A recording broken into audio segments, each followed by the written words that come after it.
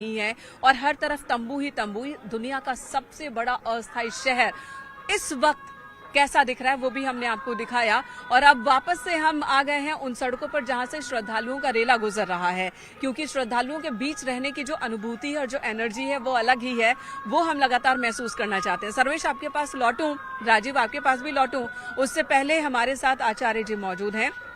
त्रिपाठी जी, ये बताइए, अभी हम दान की बात कर रहे थे कि सनातन में दान का क्या महत्व है, प्रयागराज से क्या क्या चीजें ले जानी चाहिए जो श्रद्धालु आ रहे हैं उन्हें। कहा जाता है कि तुलसी भगवान विष्णु को बहुत ही प्रिय है और यहाँ से अगर तुलसी दल ले जाते हैं और तुलसी की माला ले जाते हैं तो उसका भी महत्व है, ऐसा है क्या? देखिए, भारतीय मनीषा में, भारतीय संस्कृति में सताम सज्जना नाम आचारः सदाचारः, ये जनाः सदैव वदन्ति सदैव आचरन्ति ते एव सज्जनाः भवन्ति। ये सज्जनों का मेला है। देखिए, हमारी पूरी पृथ्वी 7 द्वीपों में बटी हुई है। उन 7 द्वीपों में जम्बू द्वीप में हमारा आर्यावर्त और आर्यावर्त में हमारा भारत। भा यानी ज्ञान, रत यानी लगा हुआ। जो ज्ञान में लगा हुआ है वो भारत है। जिस देश के हम लोग निवासी हैं, अर्थात वो ज्ञान में लगा हुआ है। और जो हमारी ये श्रद्धालुगण यहाँ आ रहे हैं, स्नान कर रहे हैं, तपस्या कर रहे हैं, बहुत से कल्पवासी यहाँ महीने भर कल्पवास कर रहे हैं, उन सबका अर्थ और उन सबका अभीष्ट, उन सबका उद्देश्य यही है कि पूरे विश्व का कल्याण हो। इसीलिए आप अभी एक पंक्ति दोहरा रही थी, उदार चरिता नाम तु वसुधैव कुटुंबकम। सारी वसुधा हमारा परिवार है। यह मंत्र घोष हम भारतवंशियों ने ही किया था, किसी और ने नहीं किया था। रही बात दान की, तो मैंने आपको बताया कि हमारी जो पुराण परंपरा है, हमारी जो वेद परंपरा है, हमारी जो अरण्यकालीन संस्कृति है, पूरा का पूरा वैदिक वांग्मय दान पर विश्वास करता है। दान का अभिप्राय हुआ दूसरों का उपकार, और जब दूसरों का उपकार हुआ तो वही वास्तविक धर्म हो गया। वैसे धर्म की बड़ी व्यापक और विशद व्याख्या हमारे शास्त्रों ने की है। धृति ही क्षमा दमोस्तेयम शौचम इंद्रिय निग्रहम धी विद्या सत्यमक क्रोधो दशकम धर्म लक्षणम। ये जीवन के 10 लक्षण हैं। अब मेनका जी, आप विचार करें, धृति धैर्य हो अगर आप में, किसी काम को करने का धैर्य, संयम, आप लोग मीडिया के लोग हैं तो संयम सबसे आवश्यक है जी। किसी भी बात पर उग्र नहीं होना, संयम के साथ किसी का सामना करना, क्षमा का गुण होना, ये हम भारतवंशियों की विशिष्टता है। धृति क्षमा दमोस्त्यम, अहंकार न होना, अपने अहंकार का समन करना, समाप्त कर देना। धृति क्षमा दमोस्त्यम शौचम, पवित्रता। आप देखिए, कोविड अभी आया हुआ था तो सारे संसार के वैज्ञानिक चिकित्सक क्या कह रहे थे कि हाथ धोइए, मुख पर नाक पर हाथ मत ले जाइए, मास्क पहनिए। इसे हमारी इस भारत की संस्कृति ने हजारों हजार साल पहले कह दिया था। क्या कहा? आर्ध पादस्तु भुंजित नार्द पादस्तु संविषेत आर्ध पादस्तु भुंजानो दीर्घम आयुरम आपनुयात। यानी हाथ और पैर गीला करके भोजन करो। अब गीला करने का क्या अभिप्राय है? धो लेने का। जो डॉक्टर कोविड में कह रहा है उसे हमारी संस्कृति में हमारी उन अनपढ़ माताओं ने अपनी बहुओं को रसोई घर में प्रवेश कब दिया? जब वो हाथ पैर धुलकर अपने वस्त्र को फिर से ताजा कर पहन लेती हैं, तब रसोई कक्ष में वो जाती हैं। सैनिटाइजेशन शुरू से रही, सैनिटाइजेशन ही कह लीजिए आप, आज की भाषा का सैनिटाइजेशन है। और हमारी माताएं, अनपढ़ माताएं जो गांव में रहा करती थी, वो अपने बहुओं को रसोई घर में तभी प्रविष्ट होने देती थी जब वो अपना हाथ पैर धुलकर अंदर जाए। तो त्रिपाठी जी, अब कल्पवास की बात कर लेते हैं, क्योंकि कल्पवास का जिक्र करते हैं लोग और कहते हैं कि बहुत कठिन है ये, क्योंकि 1 महीने तक आपको कल्पवास में रहना है, किसी नदी किनारे रहना है, एक वक्त खाना खाना है और साथ ही साथ जमीन पर सोना है। क्या इतना कठिन? क्या क्या होता है कल्पवास? हमारी संस्कृति प्रकृति प्रेमी रही है, प्रकृति प्रेमी रही। प्रकृति पंचभूतानि ग्रहा लोका स्वरास तथा दिशः कालश्च सर्वेशाम कुर्वन्तु नो मंगलम। प्रकृति ठीक रहेगी। हमारे ऋषिगण प्रकृति की गोद। अब प्रकृति में क्या है? नदियां, तालाब, जंगल, कानन, ये क्या है? प्रकृति के अंग हैं। दुर्गा सप्तशती में कवच के श्लोक संख्या 53-54 पर लिखा हुआ है, यावद भूमंडलम धत्ते स शैले बन काननम तावत तिष्ठति मेदिन्याम संतत पुत्र पौत्र की। मेदिन्याम माने पृथ्वी। ये पृथ्वी हम पुत्रों का पालन तभी कर पाएगी जब तक इस धरती पर नदियां, वन, तालाब, गिर यानी पहाड़, ये सारे के सारे सुरक्षित रहेंगे। आप देखिए केदारनाथ की जो त्रासदी है, वहां आप चले जाएं उत्तराखंड में तो वृक्षों का कटान, नदियों का दोहन, पहाड़ों को तोड़ा जाना, जिसका परिणाम प्रकृति ने त्रासदी के रूप में दिया। ये जो कल्पवास की परंपरा है, इसी त्रासदी को रोकने की परंपरा है। हमारे ऋषिगण, भारत का प्रत्येक परिवार किसी न किसी गुरु से दीक्षा लेता था। बिल्कुल, हमारा भारत का प्रत्येक परिवार किसी न किसी गुरु से दीक्षा लेता था। आज तो आपका ये कैमरा लगा हुआ है, आप हाथ में माइक लिए खड़ी हैं, जो हम बोल रहे हैं सारी दुनिया सुन रही है। सूचना और प्रौद्योगिकी के इस युग में विश्व के किसी भी पटल पर घटित होने वाली घटना हमारे आंखों के सामने है। पर वो समय जब इस तरह के आविष्कार नहीं थे, हम अपने जनमानस को, अपनी जनता को कैसे प्रबुद्ध करें, उनके हृदय की शक्तियों को कैसे उद्बुद्ध करें, एतदर्थ हमारे ऋषिगण इस प्रकृति के गोद में बैठकर, पहाड़ों की गुफाओं में, नदियों के किनारे रहकर अपने शिष्यों को ऊर्जित किया करते थे। और प्रयाग के संदर्भ में तो महर्षि दुर्वासा, महर्षि भरद्वाज जैसे महान ऋषियों की तपस्या से यह भूमि ऊर्जित है। कहते हैं कि कल्पवास के दौरान बहुत जरूरी है कि आप तमाम नियमों का पालन करते हुए, यानी कि दिन में 3 बार स्नान करना होता है, 1 बार का भोजन होना चाहिए, वो भी सात्विक होना चाहिए, खुद के अपने हाथों से या परिवार के किसी के शख्स के हाथों से बनाया हुआ भोजन करना चाहिए, जमीन पर सोना चाहिए, और इन सब के बीच जो बहुत जरूरी है वो अपनी गुरु की सेवा है। आप किसी आश्रम में या फिर अपने गुरु की सेवा कीजिए, ये बहुत जरूरी है। देखिए, आपने जो कहा जमीन पर शयन या एक दिन भर में 24 घंटे में 1 बार भोजन, एक व्यक्ति के हाथ से बनाया हुआ भोजन, ये सारी की सारी बातें शुचिता और प्रकृति से सुमेलित है। यानी प्रकृति की रक्षा का संदेश है ये। जब हम प्रकृति की रक्षा करेंगे तो प्रकृति हमारी रक्षा करेगी। यदि हम प्रकृति की रक्षा न कर पाए तो उसका परिणाम क्या होगा?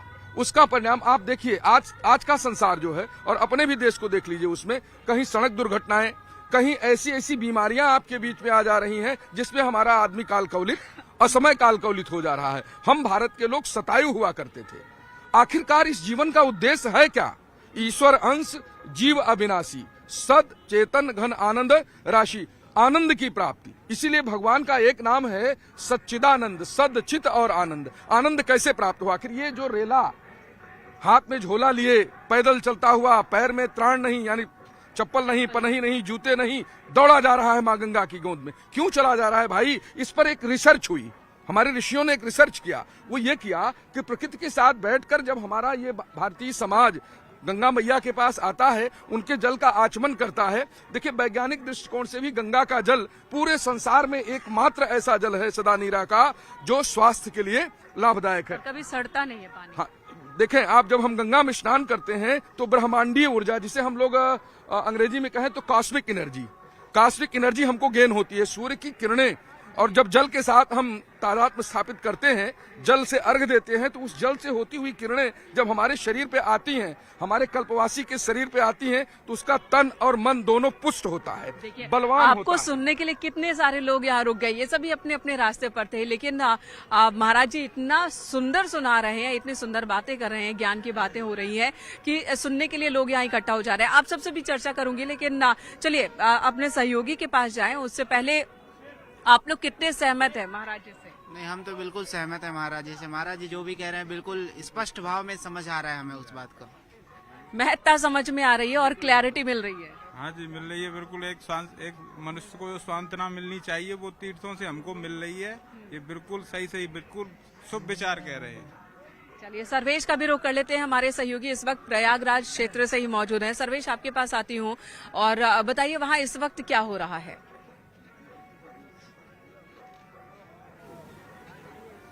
और स्नान का क्रम लगातार ब्रह्म मुहूर्त से जारी है। अभी तक प्रशासनिक आंकड़े नहीं आए हैं, लेकिन ये माना जा रहा है कि अब तक लाखों लोग स्नान कर चुके हैं और इसके साथ साथ लगातार भीड़ भी बढ़ती जा रही है जैसे जैसे समय बढ़ रहा है। और ये कह सकते हैं कि जिस तरह का यहाँ पर भाव है लोगों का, वो माँ गंगा के प्रति, माँ यमुना के प्रति वो भाव ही है कि वो उन्हें यहाँ पर खींच ला रहा है। ठंड के बावजूद लोग यहाँ पर बड़ी संख्या में पहुँच रहे हैं, आस्था की डुबकी लगा रहे हैं। और ये कहा जा रहा है कि जो आस्था की डुबकी है वो भाव है, और ठंड पर जो है आस्था लोगों की भारी पड़ रही है। लोग पहुंच रहे हैं, आस्था की डुबकी लगा रहे हैं। जो इंतजाम है जिसके बारे में तमाम लोगों ने बताया पहले ही कि इंतजाम बहुत अच्छे किए गए हैं, लेकिन यहाँ पर जो लोगों की आस्था है वो अपने आप में है। लोग यहाँ पर खींचे चले आ रहे हैं, लोगों को पैदल आना पड़ रहा है, लेकिन उसके बावजूद यहाँ पर जो आ रहे हैं वो इन घाटों पर स्नान कर रहे हैं। जो सिक्योरिटी के अरेंजमेंट्स किए गए घाटों पर वो एनडीआरएफ, एसडीआरएफ, जल पुलिस, गोताखोर, ये तमाम लोग लगाए गए हैं। जो वॉलंटियर्स हैं वो वॉलंटियर्स भी यहाँ पर लगाए गए हैं, जो लोगों को तमाम तरह की इंफॉर्मेशन दे रहे हैं कि किस तरह से उन्हें कहाँ पर जाना है, क्या करना है। और इसके साथ साथ न केवल यहाँ पर जो है बुजुर्ग आ रहे हैं, बल्कि जो जवान लोग हैं, यंग हैं, युवा हैं, वो भी आ रहे हैं, बच्चों को भी लेकर आ रहे हैं और आस्था के साथ यहाँ माँ गंगा, माँ यमुना और अदिति सरस्वती की त्रिवेणी में डुबकी लगा रहे हैं। 144 वर्ष के बाद जो वो पल आया है, जो शुभ मुहूर्त। जी सर्वेश, आपके पास लौटती हूँ, राजीव का भी रुख कर लेते हैं। राजीव भी हमारे साथ मौजूद है और वहां भी उनके साथ श्रद्धालुओं की संख्या बहुत ज्यादा देखने को मिल रही है। राजीव, वहां पर भी स्नान का क्रम लगातार जारी है। आज और कल का स्नान बहुत ही महत्वपूर्ण है। आज पौष पूर्णिमा का स्नान है, यानी कि इस महाकुंभ की शुरुआत का पहला स्नान है और कल पहला शाही स्नान, जिसे अखाड़ों की तरफ से कहा गया है कि इसे आप देव स्नान का नाम दीजिए, वो देव स्नान कल होना है, पहला देव स्नान। और ऐसे में इस वक्त जो श्रद्धालु वहां पर मौजूद हैं, उनसे बात कीजिए कि उनके कार्यक्रम क्या क्या हैं। क्या आज वो लौट जाएंगे या रुकेंगे, कितने दिन रुकेंगे और किस तरह के इंतजाम उनको दिख रहे हैं? देखिए, महाकुंभ 2025 के आज पहले दिन आप देख सकते हैं कि लाखों की संख्या में देश के विभिन्न राज्यों से जो श्रद्धालुओं के पहुंचने का सिलसिला है वो लगातार जारी है। और क्योंकि आज पौषी पूर्णिमा का स्नान है, इसीलिए सभी जो श्रद्धालु हैं वो सीधे संगम तट पर पहुंचकर स्नान करते हुए नजर आ रहे हैं। क्योंकि कल जब मकर संक्रांति का मौका होगा तो वो अमृत स्नान होगा। वहां पर सबसे पहले अखाड़ों के जो तमाम साधु संत नागा हैं, पूज्य सिद्ध पुरुष हैं, वो स्नान करेंगे और उसके बाद आम लोगों को स्नान करने का मौका मिलेगा। इस दौरान आप देख रहे हैं तमाम लोग पहुंचे। कहाँ से आए हैं सर? सर दार्जिलिंग से, सिलीगुड़ी। दार्जिलिंग से। कैसा यहाँ लग रहा है? बहुत अच्छा, बहुत अच्छा। कैसे अरेंजमेंट है? बहुत अच्छा अरेंजमेंट है। कैसा लग? बहुत अच्छे। पूरा साफ एकदम, बहुत अच्छा। अभी हम लोग नहाने जा रहे हैं। हम लोग अभी जमुना कोई दिक्कत तो नहीं? नहीं, कोई नहीं। हम लोग बहुत अच्छा है, बहुत आनंद है, बहुत अच्छा लग रहा है। महाकुंभ स्नान में आए हैं, बहुत खुशी हो रही है, मन को बहुत अंदर से शांति मिल रहा है। हम सिलीगुड़ी दार्जिलिंग से आए हैं, बहुत खुशी है, बहुत अच्छा लग रहा है। आपको पूरी सभा हमको बहुत अच्छा लगता है। जुग जुग ऐसे ही जियो। हम सिलीगुड़ी से है, बहुत खुश है। आप देख रहे हैं कि ये सिलीगुड़ी से लोग आए हैं, लगातार जो योगी मोदी सरकार की तारीफ करते हुए नजर आ रहे हैं। तमाम लोग और हैं। कहाँ से आए सर? कहाँ से? हरे कृष्ण। हम लोग वेस्ट बंगाल से आया, सिलीगुड़ी दार्जिलिंग। किस तरह के अरेंजमेंट है? हम लोग का इस मेंटेनेंस है 240 आदमी आया, अभी नहाने जा रहा है प्रयागराज में। अरेंजमेंट कैसा है प्रभु? एग्रीमेंट क्या, इंतजाम कैसा है? बहुत बढ़िया, बहुत बढ़िया, एकदम बहुत बढ़िया, बहुत बढ़िया, बहुत बढ़िया है। आप देख रहे हैं तमाम जो साधु संत हैं ये यहाँ पर पहुँचे हैं। कई लोग और भी पहुँचे। कहाँ से आए? दरभंगा, बिहार। कैसा लग रहा है? बहुत अच्छा लग रहा है। आप देख रहे हैं कि मेनका जो भी यहाँ पर श्रद्धालु पहुंच रहा है वो मोदी योगी की तारीफ करता हुआ नजर आ रहा है। क्योंकि जिस तरह से यहाँ पर अरेंजमेंट किए गए हैं, ये जो लाखों की संख्या में श्रद्धालु पहुंच रहे हैं, चाहे वो ट्रेन से पहुंच रहे हो, बस से पहुंच रहे हो या अपने साधन से पहुंच रहे हो, वो स्थल से लेकर वाकई। और इस बार सरकार के दावे हैं कि 5000 से ज्यादा बसें चलाई जा रही हैं।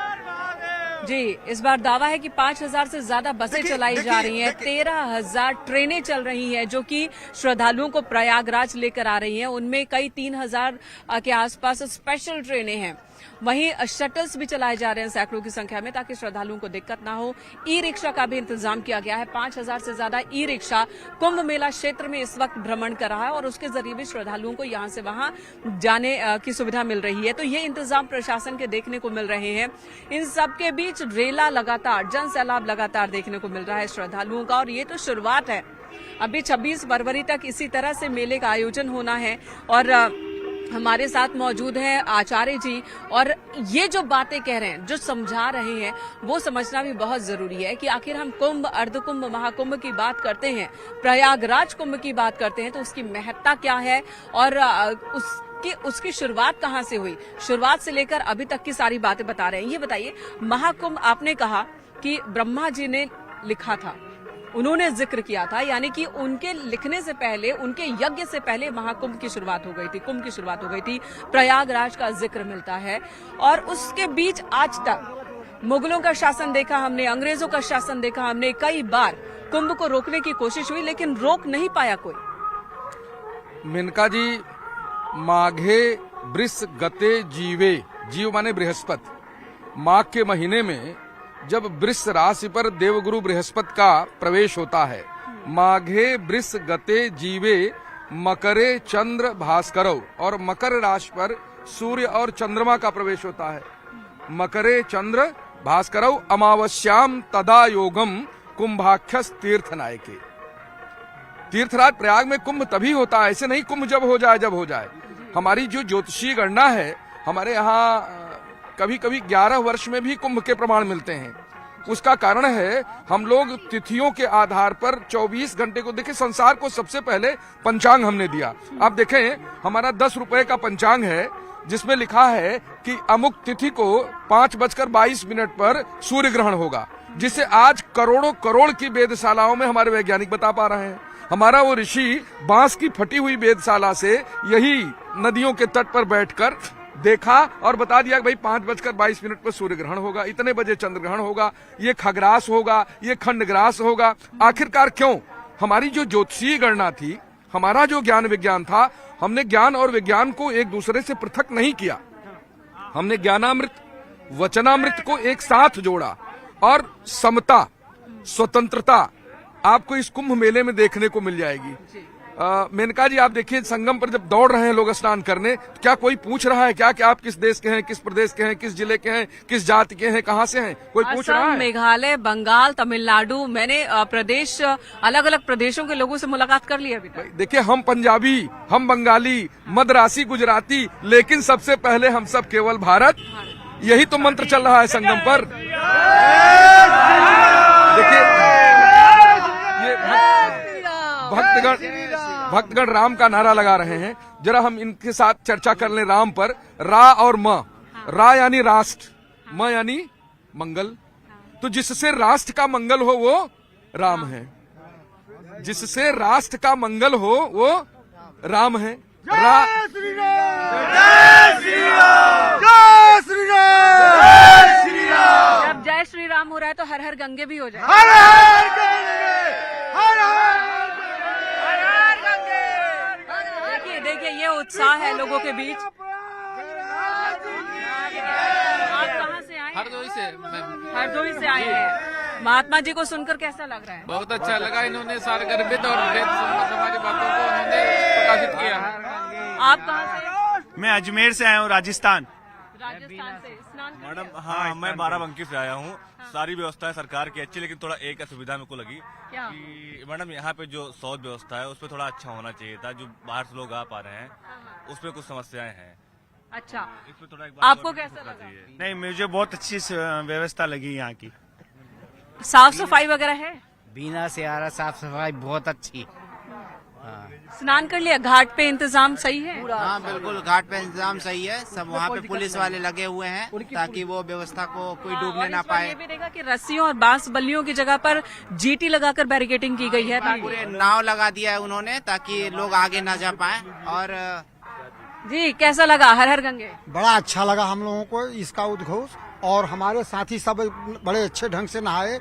और योगी और मोदी का हम लोग सराहना करते हैं कि ऐसी व्यवस्था कभी नहीं पाई। हर हर महादेव। 3 दिन हो गया मैडम, 3 दिन हो गए। 3 दिन हो गए, हम पूरा आनंद लिया, पूरी जगह घूम रहे, बहुत अच्छी व्यवस्था है। इसी पर एक चर्चा त्रिपाठी जी, ये देखिए, सरकारें कई आई गई, कुंभ का आयोजन होता रहा तय वक्त पर, जब जब होना था होता रहा, लेकिन बदलते वक्त के साथ कुंभ को लेकर सोच बदली है, कुंभ में व्यवस्थाएं बदली हैं, तो इसका श्रेय क्या देना चाहिए? देखिए मेनका जी, ये हमारे यहाँ वरिष्ठ नागरिक भी हैं, युवा साथी भी हैं, बच्चे भी हैं। जब भगवान श्री राम अपने पिता की आज्ञा मानकर जंगल को चले तो पूज्य गोस्वामी जी लिखते हैं, बालक वृद्ध विहाय गृह लगे लोग सब साथ, तमसा तीर निवास किए प्रथम दिवस रघुनाथ। भगवान आगे बढ़े, जब आगे बढ़े तो प्रजा साथ में थी, प्रजा उनका साथ छोड़ने को तैयार नहीं थी। तो उन्होंने कहा कि अब विश्राम करते हैं अपने मित्र सुमंत के साथ, सखा सुमंत के साथ, मंत्री सुमंत के साथ। फिर पूज्यपाद लिखते हैं कि खोज मारी रथ हाँ कहु ताता, आन उपाय बने नहीं बाता। यानी भक्ति और प्रेम में इतनी ताकत है कि परमात्मा हमारे पीछे दौड़ेगा, हमें परमात्मा के पीछे दौड़ने की आवश्यकता नहीं। उसी के प्रतीक हैं ये हमारे श्रद्धालु जो हैं, ये जो खड़े हैं, ये साक्षात नारायण के स्वरूप हैं, ये साक्षात शिव स्वरूप हैं, साक्षात राम स्वरूप हैं। राम, कृष्ण, विष्णु, शिव जितने भी हमारे देवतागण हैं, सबको इनके पीछे आना है। भगवान भक्तों के बस में है। वही वहां हुआ कि भगवान को पराजय स्वीकार करनी पड़ी और अपने प्रजावासियों को सोता हुआ छोड़कर खोज मारी रथ हाँ कहु ताता, आन उपाय बने नहीं बाता। फिर क्या हुआ? श्रृंगबेरपुर आए, बरबस राम सुमंत पठाए, सुरसरी तीर आप उचली। सब नदियां हैं, ये नदी नहीं है, ये क्या है? सुरसरी, देवसरी, ये देवताओं की नदी है। ये सुरसरी, देवसरी का इन्होंने प्रमाण के रूप में हमारे शास्त्रों में कहा गया है। आप भी बहुत देर से सुन रही हैं, कैसा लगा? बहुत अच्छा लगा, पंडित जी भी बहुत अच्छे बता रहे हैं, बहुत अच्छी चीजें बताई है। अच्छा, कोई सवाल भी अगर किसी के मन में हो प्रयागराज कुंभ को लेकर तो आप पूछ सकते हैं हमारे साथ। बहुत मैडम डर लग रहा था भीड़ का, लेकिन यहाँ कुछ एहसास नहीं हुआ भीड़ का। बहुत अच्छी व्यवस्था है यहाँ, मोदी जी ने, योगी जी ने बहुत अच्छी व्यवस्था कर रखी है यहाँ। ऐसी व्यवस्था कभी नहीं थी। आगे अगर महाकुंभ हो, योगी और मोदी जी विजय बन के दोबारा आए, और जब तक जैसी नहीं 10 साल के बाद ये हम विश्व गुरु कहलाते हैं ना, विश्व गुरु कहलाएंगे। और जो हमारा जो संस्कृति है वो 10 साल में बदल जाएगा। और हम ये आम राष्ट्र, हिंदू राष्ट्र कहते हैं ना, हिंदू राष्ट्र बन के रहेगा। क्योंकि अब मैंने आज देखा हूँ 20 किलोमीटर के रेंज में खूबसूरत जगह, खूब अच्छी। आज तक मैंने कभी भी महाकुंभ में नहीं आया था और नहीं देखे थे। अखिलेश का विराज में मैंने आया था, मगर इतनी व्यवस्था नहीं था। कुछ सज्जन भाई ने बोला है शौचालय, कुछ लोगों को व्यवस्था नहीं पता है कि शौचालय कहाँ है। अच्छा, पता नहीं है, बन रहा है। ये हम तो अभी 30,000 देखे हैं शौचालय। देखिए, भावनाओं को देखिए, और इनका कहना है कि ये पहले भी आए और अब भी आए हैं, अंतर दिख रहा है। हम 3 दिन से घूम रहे हैं पैदल, कहीं थकान महसूस नहीं हो रही, इतना ऊर्जा आ गया शरीर में, पूछिए मत। तो महात्मा जी ने कहा ना कि प्रयागराज तो ऊर्जा आ गया, इतनी कैपेसिटी नहीं थी पैदल चलने की, फिर भी बहुत चले हम पैदल। जी देखिए, एक जो बात अधूरा रह गया कि देखिए, सरकारें सभी आती हैं और सब अपने कुंभ के प्रति भक्ति भाव रखती है, ऐसा नहीं है, लेकिन सरकारों की व्यवस्था में अंतर तो पड़ता है। अब आप देखिए, प्रयागराज के चतुर्दिक आप देख लीजिए, 40 किलोमीटर की सीमा पर जो भी आप वाहन लेकर आ रहे हैं, कोई टोल टैक्स आपको नहीं देना है। और एक समय वो भी था जब हम बसों में, रेलों में टैक्स दिया करते थे। कुंभ आने के लिए हमको टैक्स, ये अंतर है सरकारों का। बाकी हम सब भारतवर्ष के लोग हैं, सभी राष्ट्रवादी हैं, सभी राष्ट्र से प्रेम करते हैं अपने, ऐसा नहीं है। लेकिन सरकारों के बदलने से ये प्रभाव तो पड़ा ही। अब हम टैक्स नहीं दे रहे हैं, हमारा श्रद्धालु आसानी से कुंभ नगरी आ रहा है। यहाँ प्रयाग की पवित्र भूधरा पर आकर वो अमृत रस का पान कर रहा है। यहाँ संत महात्मा प्रवचन कर रहे हैं। अपना कि सरकार की ओर से भी वो उत्साह, वो माहौल मिल रहा है, जिसकी वजह से ऐसे आयोजन और भी ज्यादा दिव्य भव्य हो रहे हैं। प्रशासन को भी पता है कि सरकार क्या चाह रही है और इस हिसाब से काम हो रहा है। कल मेरी एक महात्मा से बात हो रही थी तो वो यही कह रहे थे कि जो राजा का धर्म होता है, प्रजा का धर्म भी वही बन जाता है। तो कहीं ना कहीं जो सनातन को लेकर सरकारों की, मौजूदा सरकारों की जो सोच है और उसे बढ़ाने के लिए खुलकर वो ये बात कहते हैं कि बढ़ाना चाहिए, प्रचार प्रसार करना चाहिए, जिसका असर भी हमें देखने को मिल रहा है। इस तरह का आयोजन हर बार एक ज्यादा रिकॉर्ड बना रहा है, ज्यादा भव्य और दिव्य दिख रहा है। आपके पास लौटूंगी, लेकिन राजीव का रुख कर लेती हूँ, उनके साथ भी बहुत सारे श्रद्धालु मौजूद हैं। राजीव, आपके पास आती हूँ। स्नान का क्रम लगातार चल रहा है और ये आयोजन इसी तरह से रहेगा। वहां पर सिक्योरिटी को लेकर और जल पुलिस को लेकर किस तरह के इंतजाम दिख रहे हैं? आप देख सकते हैं कि मेनका लगातार जो लोगों के आने का सिलसिला जारी है और पुलिस प्रशासन के अधिकारी भी लगातार गश्त कर रहे हैं और लोगों से फीडबैक ले रहे हैं कि कहीं उनको कोई असुविधा तो नहीं है। दूसरी ओर घाटों पर भी जल पुलिस हो, पीएसी हो, एनडीआरएफ हो, एसडीआरएफ हो, उनके भी जवान लगातार मुस्तैद हैं कि कहीं किसी को कोई असुविधा ना हो और कोई भी नदी के बहुत अंदर तक आगे न बढ़े, उनको रोकने के लिए भी वहां पर ड्यूटी लगाई गई है। दूसरी ओर आप ये देख सकते हैं कि लगातार जो लोग हैं वो यहाँ पर पहुँच रहे हैं। ये विभिन्न राज्यों से पहुँचे हैं, जिनमें से कुछ से बात करेंगे। सर, कहाँ से आए हैं? MP राजगढ़ जिला, तहसील नरसिंहगढ़। कैसा लग रहा है यहाँ? बहुत अच्छा लगा। किस तरह के इंतजाम किए हैं? बहुत अच्छा इंतजाम है, कोई असुविधा तो नहीं है? कोई असुविधा तो नहीं है। आप कहाँ से हैं मैडम? अजमेर से, राजस्थान से। कैसा लग रहा है? अच्छा लग रहा है। कोई असुविधा तो नहीं? नहीं, असुविधा नहीं हुई। अब कमरा लेना है कहीं। अच्छा, तो आप देख रहे हैं कि तमाम लोग यहाँ पहुँचे। कहाँ से आ रहे हैं? पूर्णिया से आए सर। किस तरह का अरेंजमेंट है? ठीक है। कहाँ से आप? भोपाल से। किस तरह के अरेंजमेंट है? अच्छी है, एक नंबर व्यवस्था है यहाँ पे। हाँ। कैसा लग रहा है? हमको आनंद आ गया। हाँ। पहले भी आए कुंभ? नहीं, पहली बार आए। अच्छा। हाँ। आप देख सकते हैं कि ये तमाम लोग हैं जो विभिन्न राज्यों से पहुंच रहे हैं, चाहे हरियाणा हो, मध्य प्रदेश हो, राजस्थान हो, बिहार हो। ये लोग यहाँ पर पहुंचे हैं और संगम की ओर जा रहे हैं। दूसरी ओर मेनका ये जो महाकुंभ है, ये कई मायनों में खास इसलिए भी है, जैसा कि यहाँ पर अर्थव्यवस्था को लेकर भी एक बड़ा बदलाव देखने को मिलेगा। आप आसपास देख सकते हैं कि चाहे चाय की दुकान हो या छोटी मोटी जो अन्य यहाँ पर दुकानें लगाई गई हैं, इन लोगों को भी एक बड़ा आर्थिक फायदा मिलता है। ये कहा जाता है कि जब कहीं एक पर्यटक आता है तो उससे 6 लोगों को रोजगार मिलता है, और यही कारण है कि महाकुंभ में भी करीब 2 लाख करोड़ से अधिक की अर्थव्यवस्था में उछाल आने की उम्मीद जताई जा रही है, क्योंकि 40 से 50 करोड़ लोग यहाँ पर पहुंचेंगे तो हर हाथ को रोजगार मिलेगा। हर व्यक्ति जो इस महाकुंभ क्षेत्र में आएगा उसको कहीं न कहीं, अगर वो कोई व्यवसाय करता है, कोई दुकान लगाता है। आप सभी बने रहिए, आगे भी आपसे अपडेट लेंगे। तो जाने माने संत स्वामी अभिषेक ब्रह्मचारी भी प्रयागराज महाकुंभ मेला क्षेत्र में पहुंचे हैं। यहाँ चेतना के राष्ट्रीय संयोजक रोहित कुमार सिंह भी उनके साथ हैं। यहाँ श्रद्धालुओं ने स्वामी अभिषेक ब्रह्मचारी का स्वागत किया है। इस मौके पर स्वामी अभिषेक ब्रह्मचारी ने कहा है कि सभी सनातनियों को महाकुंभ में स्नान करना है और भारत को विश्व शक्ति के रूप में स्थापित कराने के लिए सबको मिलकर काम करना है। कही सके प्रयाग प्रभाऊ, कलुष पुंज कुंजर मृगराऊ। भगवान वेणी माधव के कृपा से हम लोग आज कुंभ के पवित्र पर्व पर स्नान करने हेतु प्रयागराज आए हुए हैं। हम लोग देश उन्नति की ओर बढ़े, देश में व्याप्त अराजकता समाप्त हो, भारत विश्व गुरु बने, इसी कामना के हेतु 1 महीना कुंभ में प्रवास करने का प्रयास करेंगे। भगवान सबको सद्बुद्धि दे, सबको सदगति की ओर अग्रसर करे, सब लोग में ईश्वर के प्रति निष्ठा हो, यह भावना भगवान जागृत करे। और यहाँ वक्त है एक बहुत ही छोटे से ब्रेक का।